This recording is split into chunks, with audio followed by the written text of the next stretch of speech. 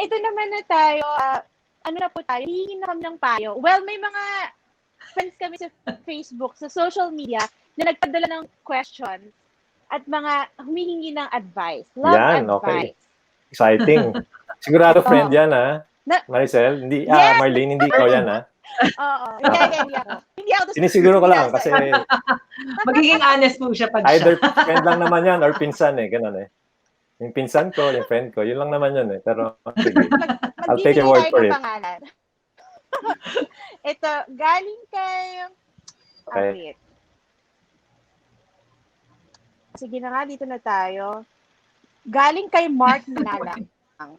Paano pagtakot ka ng umibig ulit?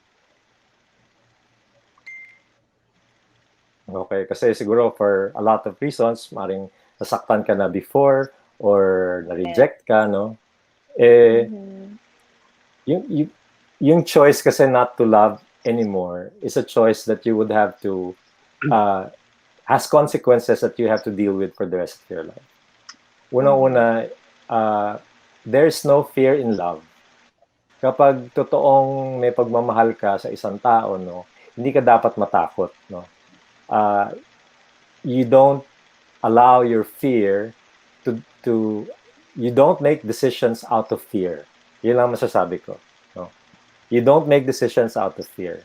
Kasi you will never see what's on the other end kung ang decisions mo are based on the things that you fear. So para sa akin, Mark ba, no? Si Mark, no? Si Mark. Okay lang kasi when you love, there's always a possibility that you would get hurt, no? So wag kang matakot magmahal muli.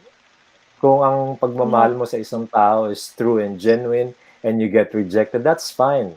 At least, you know, it's better to have love than never have loved at all, diba? So okay lang yun. Loving someone is one of the best things that you can do. If they reciprocate it, then that's good. If they don't, at least you've loved them, and you can move on with your life, and pray that somewhere along the way God will send you the person who would return the same feelings, and that will be your happy ending. I think hindi lang yan para kay Mark. Hindi na para kanino kaya? Sige, wala ako. Para kay Dale. Sino kaya sa inyong tatlo? Kay Dale ko. From Paul Villanueva, what advice can you give me on handling young love as a parent? Okay, ayan. So, ako kasi, nung time na nagla-love notes ako, yung mga bata maliliit pa, sabi ko, ano kayang feeling kapag sila na mismo yung merong sitwasyon, and then they would tell me, parents, is very important to be able to establish a kind of relationship where your children, trust you with the things that's going on in their lives. Normally, kasi when you look at your parent as a figure of authority, it's hard to open up to them. Kasi for fear of being scolded or being rejected or being told not to do this or not to do that, no? So as a parent, we become distant to our children, lalong-lalo na pagdating sa mga emotional relationships nila. Kasi hindi sila komportable to open up to us, no? And the challenge for every parent is to make sure that you create a culture in your home and an environment where your kids can trust you with their emotions. Mahirap yon kasi as parents, we're struggling between trying to be the parent to them or be a friend to them. So as a parent, you should know when to stand as a parent or to stand as a friend. Sir Joe, merong question si Paul Samaritana. Feeling ko kay Paul, medyo nahihirapan siyang magtapat ng pag-ibig. Kasi ang question niya, paano daw ba magsasabi ng nararamdaman? Well, struggle yan for a lot of men, no? I guess, and a lot of women, of course, mas mahirap pag sa inyo nangyari, no? Pero there's no other way but to just let your feelings out, no? Para sa akin kasi, well, madali sabihin, I think, no? Kasi yung ibang lalaki kasi, ang greatest fear is fear of rejection, no? Hindi mo alam kung i-reject yung pagmamahal na ibibigay mo. But the only way to go about it is to tell the person what you feel for her. And be honest about it. Be prepared for the response.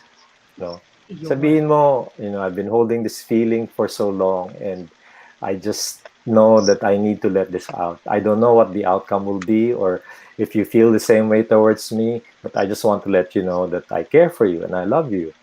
And yun lang, ganun lang kasimple. Kasi you unload yourself of the burden of having to carry that feeling and living in the what ifs. What if, pag ganito, what if? Paano ka makakapag what if? Hindi ka pa naman nag-start. Mag-start ka muna, sabihin mo muna kung ano yung nararamdaman mo. Then deal with the what ifs later. No? Rather than living in regret all your life. Just be brave and be bold to say what if. There's nothing wrong in letting a person know that you love them. It's what you do with what you feel that sometimes make things wrong. Pero if you're just saying to a person, I love you, there's nothing wrong with that. No? Ibang case if you're acting on it and then you're sinning or you're doing something that's not right, that's a different story. Pero letting the person know that you love him, there's nothing wrong with that. Because that's how you feel. Ayan. See, there's nothing wrong. Paul, go. Good Go luck. lang, Dale. Sabihin mo lang lahat na I love you. Ito, next question po. Anonymous to. Ayaw niya magpakilala. How to get out Baka ikaw na yan. How to get out in a toxic relationship and how to start all over again when you feel like you don't know when you don't know who you are anymore. Okay. How to get out in a toxic relationship. Okay. Ayun. Madali sagutin yan, pero mahirap gawin yung sagot. Kasi when you are in a relationship, whether it's toxic or not, what you have invested of yourself is your time, your love, your effort. You've invested so much of yourself in the relationship. And it's easy to tell them to get out. Pero mahirap gawin. Kasi nga, may emotional investment ka dun sa relationship na yon. But when you say, sinabi mong toxic, I don't know your context of what toxic is. Maybe na-feel mo, nasasakal ka na, or lagi kang sinasaktan, no? Then, I strongly believe that if love is not reciprocated, or if love is not mutual, then it's time to assess your relationship and decide whether or not you still want to pursue that relationship. If you feel mo na toxic, the first thing to do is to communicate with your partner. Mm-hmm. This is how I feel, and I don't think this is doing our relationship any good. So I think the answer is just to be honest about what you feel and be true to yourself. Do not allow your feelings to hold you back in making a decision that is for your benefit. At the end of the day, you look after yourself. Kasi the other person, if that person truly loves you, then he should look after you. If he's selfish and just looks after his own needs, then let him be by himself. You should go move on with your life and find someone who would love you, treasure you, and respect you, and make you feel loved and welcome in the relationship. Okay, may follow-up siya. May follow-up. Oo. May follow-up. Pero paano raw siya magsisimula when she feels like she doesn't know kung sino na siya ulit? I mean, sabi no, how to start all over again when you feel like you don't know who you are anymore? Well, nafe-feel ko parang she has lost her identity because she sort of like ininvest na nga niya yung buong time niya sa taong yun, Parang umikot na yung mundo niya dun sa taong yun. So she feels that she's lost her identity. And that's okay kasi that's what a lot of people feel if they're in a toxic relationship. I think the first thing to do is get out of the relationship. The second, spend more time with yourself, Huwag ka muna, don't jump into a new relationship immediately. Just spend time with yourself and look after yourself. And when you're in a position na you're confident na you're not getting into a relationship to parang for your needs to be fulfilled, then that's the time you can get into a relationship. So for the meantime, wag mo na siyang pumasok sa kahit anong relationship and just meditate on her life, try to find out where she's at the moment in her life, and regain her self-confidence and self-esteem. So the thing that you have to remember is that you don't get into a relationship to feel something in you. You get into a relationship to bring something into the relationship, not to get something out of it. I think para sa akin, that's the best way to look at when it's time to get into a relationship or not. Okay. Sir Joe, meron akong isang question here. It's from an anonymous person. Puro anonymous, baka This is naman mamaya ikaw talaga yung bida. Okay lang, Dale. Okay lang maging honest, Dale. Huwag ka mahiya. No, hindi ko the question, pero may nakalagay na, don't say my name, please. Okay. This is sent via private message. Bakit mas pinipili natin mahalin ang taong di natin sigurado kung mahal din ba tayo, tulad ng pagmamahal natin sa kanila, kahit meron naman dyan iba na sure tayong mas kaya tayong mahalin? Okay. So, bakit mo pinipiling mahalin yung taong hindi mo siguradong mamahalin ka rin? Actually, I think, ang nakikita ko doon kasi, more of selfishness. Bakit? Kasi you want to get into the relationship para sa sarili mo, para sa gusto mong mangyari, even if you're not sure if that person is the right person for you. Nagtsatsaga ka dun sa relationship na yon, even if you think the person doesn't love you, because ang importante sa'yo kung ano yung nararamdaman mo. Ano yung naibibigay ng taong yon. And para sa akin, mahirap kasi when you say na you're staying in a relationship and you feel that the person doesn't love you, why would you stay in that relationship? No? And yung minsan kasi ang mahirap, yung taong mahal ka, di ba? Yung taong may gusto sa'yo, yung taong ayaw mo. Normally, ganun, di ba? Mahal ko siya, mahal ka niya, mahal niya iba. So parang, again, it boils down to pointing to yourself all the time. Mahal ka ng taong yon, you know that person will make you happy. Pero ang gusto ko kasi itong taong to eh. Kahit hindi ako siguradong magiging masaya ako sa kanya kasi hindi ko alam kung mahal niya talaga ako eh. So, nasan yung sentro nun? Ang sentro nun, ikaw.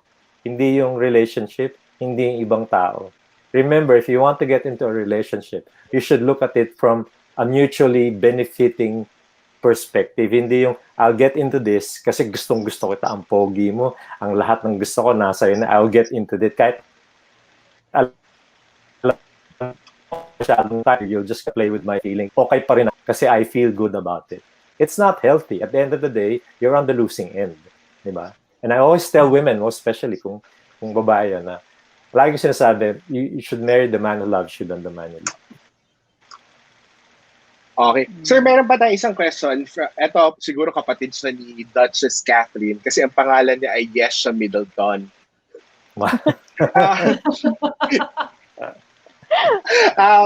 Can you trust or forgive someone who betrayed and deceived you? Okay. Yung trust kasi, dalawang element dyan. No? Unang-una, forgiveness, and then yung trust. No? Yung forgiveness can come immediately, depende sa tao, no? But it should be the first thing that you have to do. No? Kasi kung hindi ka makakapagpatawad, hindi ka makakapagtiwala ulit.